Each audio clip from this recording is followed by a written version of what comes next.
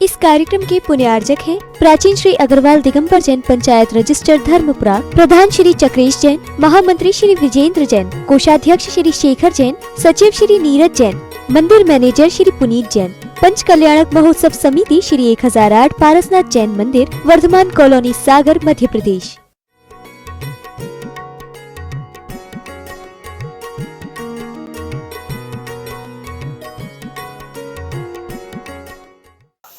उसका महीना कैसा होता है? जब देखो सुबह से काम भाव नहीं तो अबे बर्तन धोए नहीं, फिर चूल्हे चल जाओ। पूस चूल्हे में घूस, है ना। माघ तिला तिल बाड़े, सबसे छोटा मत दिन होता है तो पूस के महीने में होता है। जब देखो दिन भर इतनी ठंडी भी रहती है, ठंडी ज्यादा होती है, तो जब देखो तो ठंडी लग रही तो चूल्हे के सामने बैठे वही मुगस्से रहते हैं।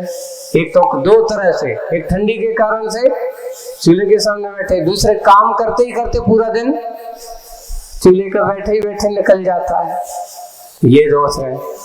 माघ का महीना थोड़ा थोड़ा, माघ तिला तिल बाड़े और फगना गोड़ पसारे, क्योंकि फागुन जैसे ही आता है तो फिर दिन बड़े होने लगते हैं, ठंडी कम होने लगती है, तो आदमी फिर अच्छे से कैसे ठंडी में आदमी को करके सोता है। कोई भी कितना ही हो, तुम फलाई रजाई लगा लो, कच्ची लगा लो, ठंडी लगती है तो आदमी फिर को करके सोता है। और जैसे ही उसकी ठंडी कम होती है तो फगना गोड़ पसारे, ऐसा बहुत अच्छा। ये कहावतें बिल्कुल यथार्थ में ऐसी होती है, प्रकृति का चित्रण तो वही है कि अवलंबन उदयाचल पर चढ़ करके विलंब से अस्ताचल को छूता है। गर्मियों में दिनकर को अपनी यात्रा पूर्ण करने में अधिक समय लग रहा है, उसको पूरी यात्रा करने में अधिक समय लग रहा है, अधिक समय लग रहा है। रवि की गति में शैथिल्य आ गया है, उसकी गति कैसी हो गई? ऐसा लग रहा है जैसे कमजोर हो गई है। अन्यथा इन दोनों दिन बड़े क्यों? इन दोनों दिन बड़े क्यों? यही बल है केवल तपन, तपन और तपन। ये तपन का परिणाम बताया जा रहा है।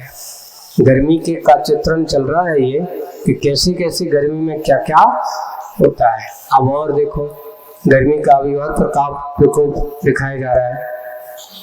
हरिता हरि वह किसे, किससे? ये धरती पूरी कैसी थी? हरी भरी थी।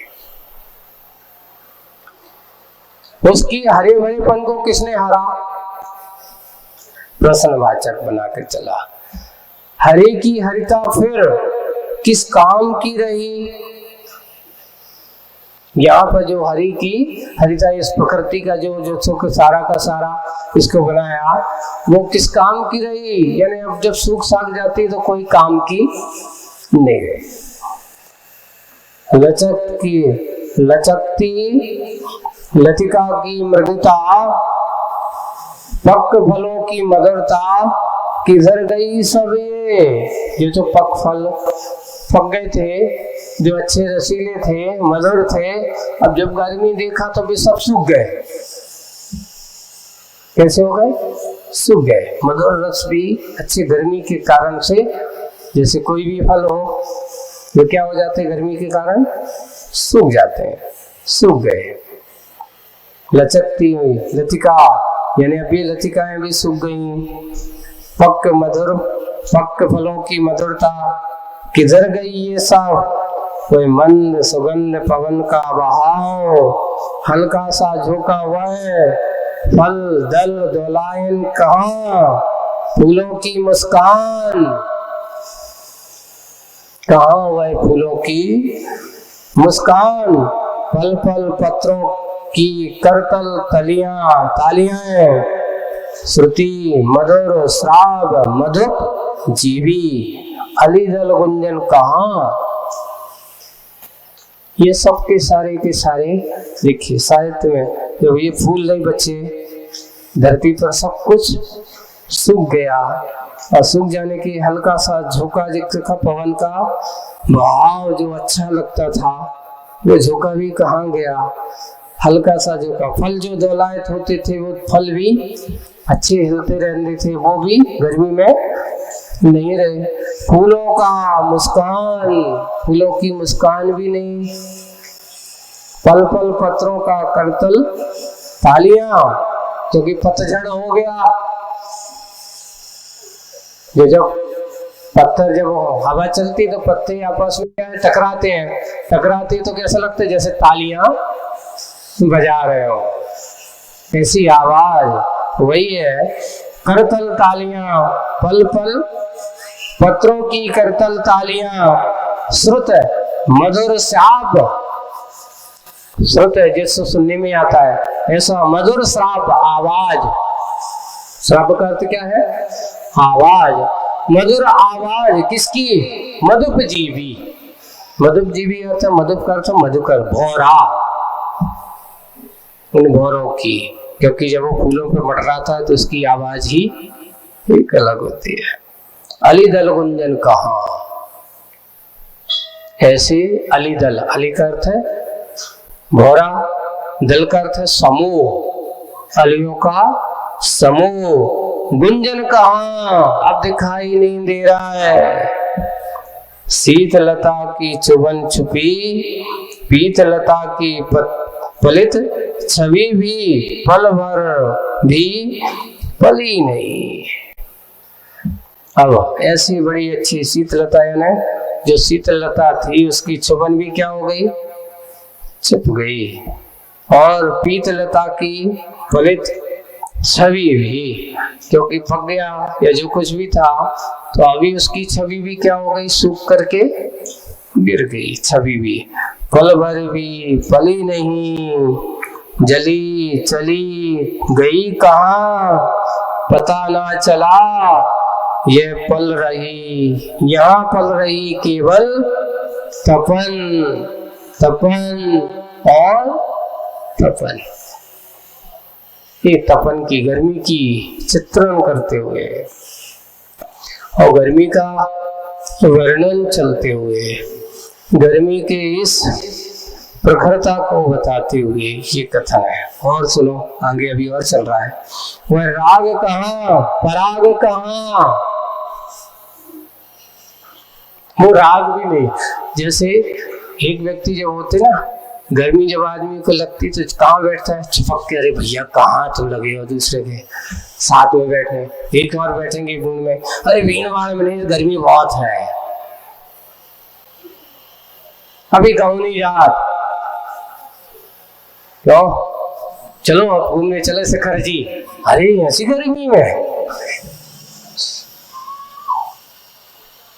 सही तो अच्छी कर्म निद्रा का साधन तो वही है। गर्मी में शिखर जी, कोई ज्येष्ठ मास में शिखर जी जाओ, शांतिनाथ भगवान को लटवा लाडू चढ़ा दे, पता चल जाता है शिखर जी में कैसा चढ़ता है शांतिनाथ भगवान का लाडू।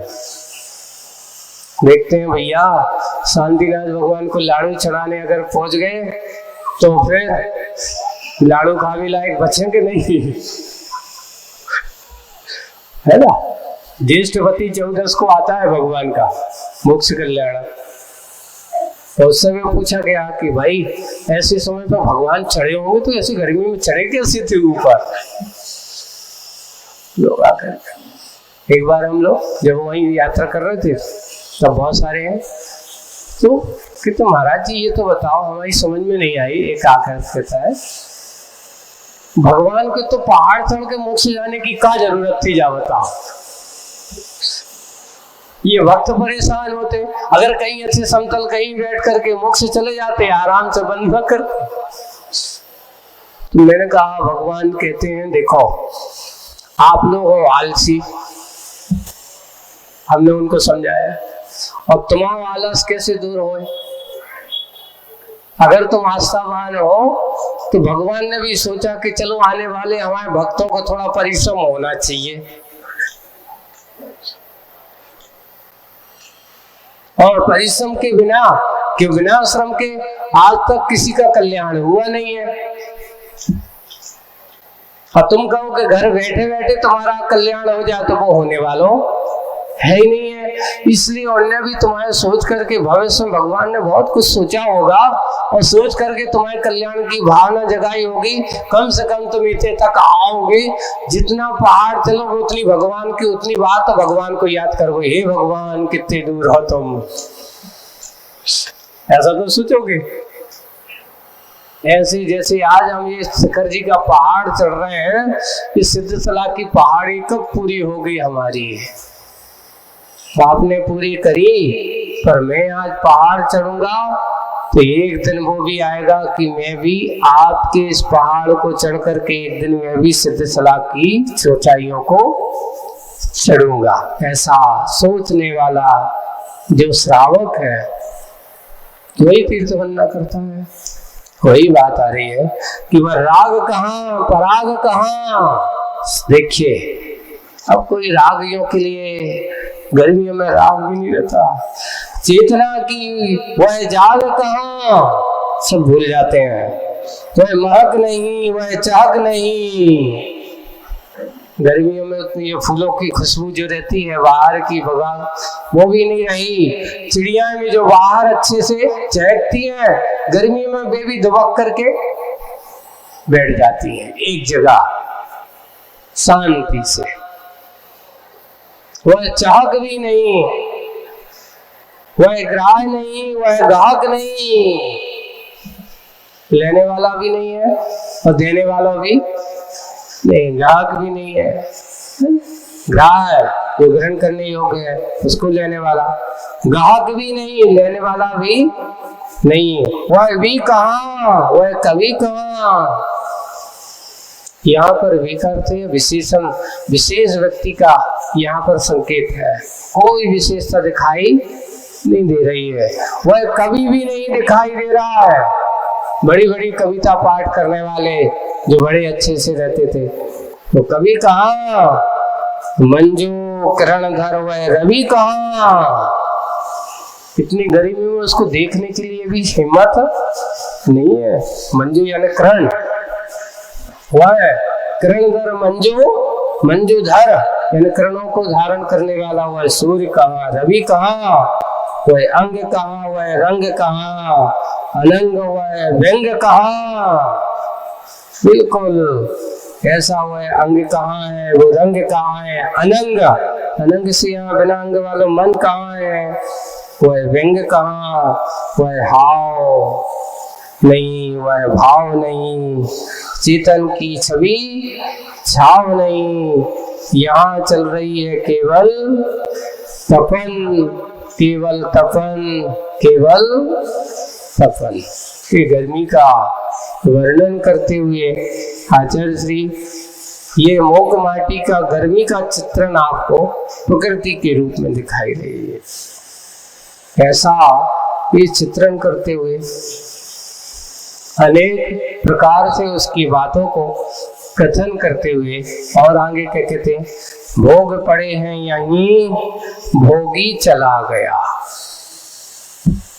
जिसने जोड़ा था कि मैं भोगूंगा भोगूंगा, ये मेरे लिए जोड़ जोड़ करके रख गया, लेकिन सबके सब भोग पड़े हैं यहीं भोगी चला गया। योग पड़े हैं यहीं योगी चला गया।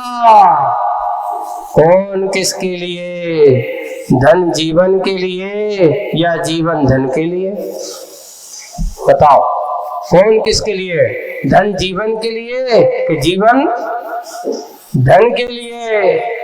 मूल्य किसका, धन का क्या वेतन का, तन का क्या वेतन का, जड़ का क्या चेतन का? बताओ किसका मूल्य, मूल्य किसका, तन का कि वेतन का, जड़ का क्या चेतन का? आभरण आभूषण उतर गए, बसंत के तन पर से वासना जैसे ओट में छुप जाती, बसन भी उतर गया वह। जैसी ही वासना इच्छाएं सारी की सारी ओट में छुप जाती, बसन भी उतर गया वह। वासना का वास वह न तन में है न वसन में, वरन माया के प्रभावित मन में है। कहाँ पर है ये वासना? वासना आदमी के मन में है, वसन में नहीं है, तन में नहीं है, व्यक्ति के मन में है। ऐसा हुआ है वसन, वासनाओं का मन, ऐसा ये मन संसारी आत्माओं के बारे में कहा। कहाँ रमा हुआ है रे मन कि देख, जिसे तो वो मान रहा है कि मेरे भोग हैं, भोग जोड़ते जाओ जोड़ते जाओ जोड़ते जाओ, जोड़ते जोड़ते जिस दिन तुम्हारी आयु कर्म पूरा भोग वही पड़ा है, पर भोगी चला गया, कोई भी साथ नहीं लेकर के गया। बसंत का भौतिक तन पड़ा है, निराहो निष्क्रिय निरावरण, गंध सून शुष्क पुष्प सा। बिल्कुल कैसा है? गंधहीन गंध सून शुष्क पुष्प सा। उसका मुख थोड़ा सा खुला है, मुख से बाहर निकली है रसना, उसकी रसना थोड़ी सी उल्टी पलटी है। गर्मी में जब होती ना आदमी की, जब अच्छी प्यास लगी हो है ना गर्मी में, तो उस समय उसकी दशा क्या है? मुख से बाहर निकली है क्या? रसना, और उसकी रसना थोड़ी सी उल्टी की ओर पलटी है, कुछ कह रही है सो लगती है। भौतिक जीवन में रस ना, तो आपको क्या कह रही है? भौतिक जीवन में रस ना, और आगे और कहती रस ना ना सर, उल्टा कर दो, उसका विलोम किया तो उसका जीवन में रस ना ना सर, अर्थात यानी बसंत के पास सर नहीं था, बुद्धि नहीं थी हिताहित परखने की। यही कारण है कि बसंत सम जीवन पर संतों का नाम सर पड़ता है। बिल्कुल बसंत सम जीवन का, जीवन पर संतों का नाम सर पड़ता है। दाय संस्कार सम आ ही गया, वैराग्य का वातावरण छा सा गया, जब उतर गया वह बसंत के तन पर से कफन कफन कफन। यही यहाँ गल रही है केवल, नहीं यहाँ गल नहीं रही होगी, यहाँ चल रही है, चाह होना चाहिए। हाँ, यहाँ चल रही है केवल तपन तपन और तपन।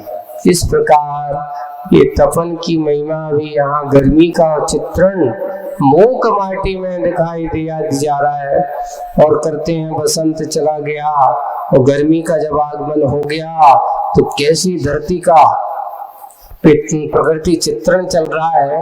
अभी गर्मी का और प्रकृति चित्रण चलेगा। आज अभी इतना ही, आगे की बात अपन बाद में करेंगे। आज बस इतना ही।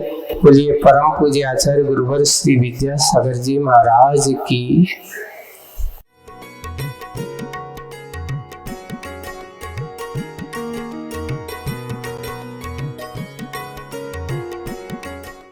इस कार्यक्रम के पुण्यार्चक थे प्राचीन श्री अग्रवाल दिगंबर जैन पंचायत रजिस्टर धर्मपुरा, प्रधान श्री चक्रेश जैन, महामंत्री श्री विजेंद्र जैन, कोषाध्यक्ष श्री शेखर जैन, सचिव श्री नीरज जैन, मंदिर मैनेजर श्री पुनीत जैन, पंच कल्याणक महोत्सव समिति श्री 1008 पारसनाथ जैन मंदिर, वर्धमान कॉलोनी, सागर, मध्य प्रदेश।